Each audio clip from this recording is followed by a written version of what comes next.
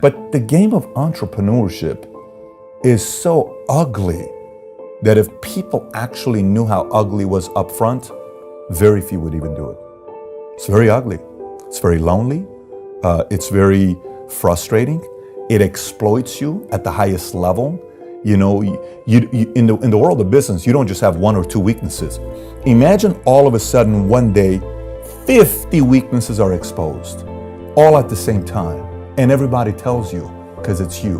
Who wants that? No one wants that. And imagine a game where you always have to recreate yourself or else you lose. Like, let me put it to you this way. It's like working out, but you can't take a day off. You know how you work out, at least you got like a few days off to have your, regroup and all that stuff.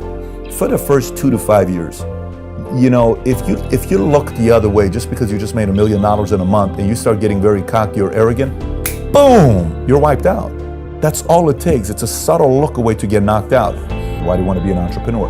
And the answer has to be very crystal clear. It's not just because, don't let the lifestyle fool you. I mean, it takes a lot of work. And you have to ask yourself the question, are you really willing to go through it? If yes, Chris, here's the one thing I do advise to Brian, to everybody. I think everybody ought to run a part-time business. Affiliate marketing, great. Sell products on the side, garage, whatever it is, get your real estate license, sell real estate on the side, get an insurance license, sell insurance on the side, and maintain your job. And put 10 or 15 hours into it. I think everybody ought to do it and can do it. Everybody. So, but the word of entrepreneur is multidimensional. At what level do you want to go? Do you want to go building a business doing 50 grand a year? Great, go do it. Everybody ought to do it. Do you want to build a business doing $1 million a year? Well, maybe not everybody can. You can build $1 million a year business. 10 million is the interesting number because very few get to the 10 million. 1 of 5, a lot of people get stuck to 1 of 5. 10 is, difficult. Then from 10, do you want to do $100 million a year? Do you want to get to $1 billion? I mean, the game changes at that point, right? But the more clear you are on your outcome of everything you do in life, kids, wife, business, career, friendship, spiritual, exercise, the more clear those outcomes are, the more fluid the action is going to be taken because you know why you're doing it. And so, yes, I think today social media fools the reality of being an entrepreneur. A lot of these books, self-help books that you read and say, oh, you got to do this and you got to do this and you got to do that. They don't touch on the ugly part of running a business. Now, set the ugly part aside. The one part that outweighs being willing to tolerate all this pain is the fact that choices matters to you.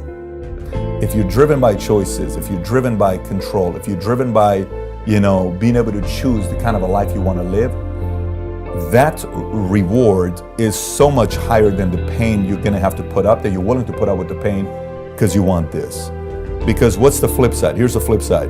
My 3 kids go to the same private school together. It's very expensive.